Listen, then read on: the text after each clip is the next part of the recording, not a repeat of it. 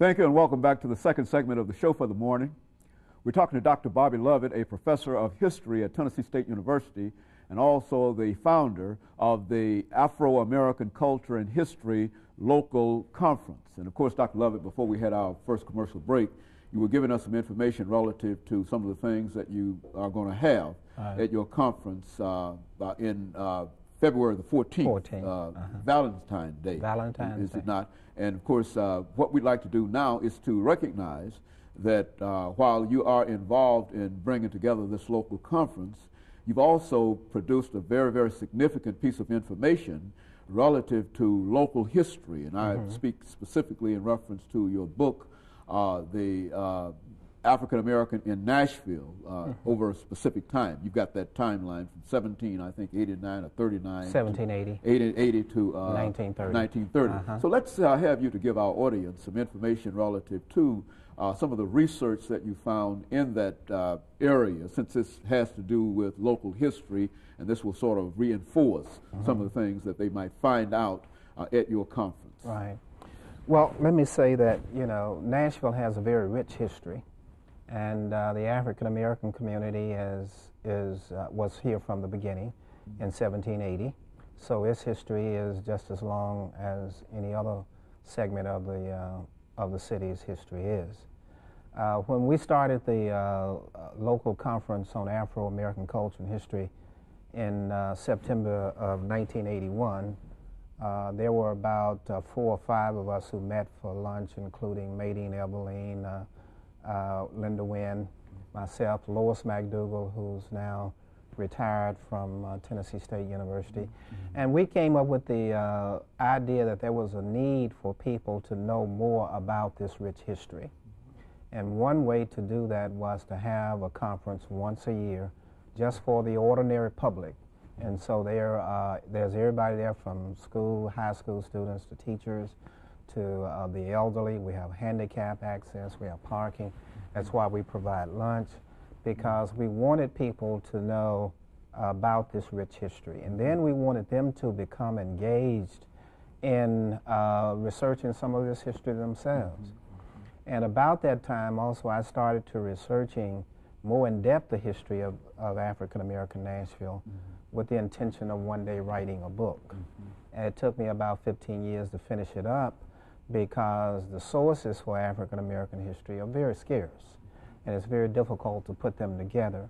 But the book that I published in 1999 by the University of Arkansas Press, The African American History of Nashville, which is available at all of the bookstores in the city, or you can get it on Amazon.com, or you can call the University of Arkansas Press and order it by mail.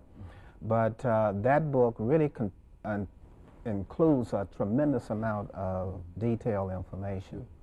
And the reason I did it in such detail is because most of us in Nashville did not know the details. We knew the outline of that history, but we did not know all the dates, the names, the places, the events. And so it's quite a detailed publication. Let me say that if people will go to the Tennessee State University website, tnstate.edu, and click on libraries, and there they can find the conference publications that are digitized. So many of those articles and pictures can be downloaded on their personal home computer free, from Tennessee State. We have digitized those. And we also will have books for sale at the conference.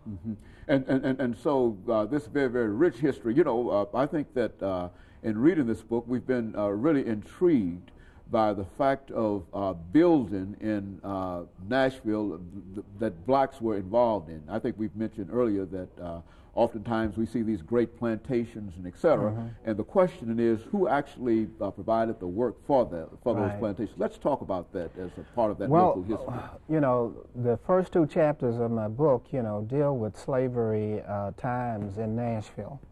And we do talk a little bit about the slave artisans. What did they do in Nashville? What were their jobs? What kind of occupations? What kind of skills did they have? And few people know that over 80% of the skilled artisans and craftsmen in the South during the slavery times were African Americans. So they were the carpenters. They were the persons who made the bricks and laid the bricks. They were the brick masons. They were the stone cutters who cut limestone out of the ground and shaped it, and they were the stone masons. They were coopers who made the barrels. They were wheelwrights who made carriages and wagons. They were the blacksmiths, and they were the ones who made the iron. And few people know that Nashville was an iron center during slavery times, and Middle Tennessee, up to the plateau, was the so-called Iron District. And in this Iron District, over 10,000 slaves labored in iron mines, in furnaces, and mills that made steel, made iron. And in Dixon County next to us, for example, there was a village there. Over 300 slaves lived in that village, all slave village, under Montgomery Bell, that made the iron products.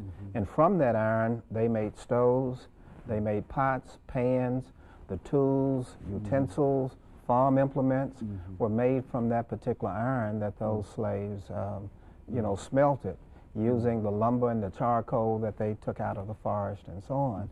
So all of the barbers in Nashville were African American. There were no white barbers. All barbers were African American during that particular time. And they owned the barber shops where you went to get a shave, a haircut, and a bath. And some of the barbers, like Frank Parrish, would pull your teeth for $1 extra. So they were very skilled people who lived in Nashville. And the only pharmacist, if you wanted to call him a pharmacist, in fact, was a slave who made so much money. Eventually, his master freed him, and he had a shop on Church Street. And most of his medicines, of course, were home remedies and roots and herbs. But it was frequented by the best families in the city. That's where they went when somebody got sick. They went to this slave shop, and he supplied whatever herb or roots or the home remedies that they thought they needed to get well, and they trusted in him that they would get well.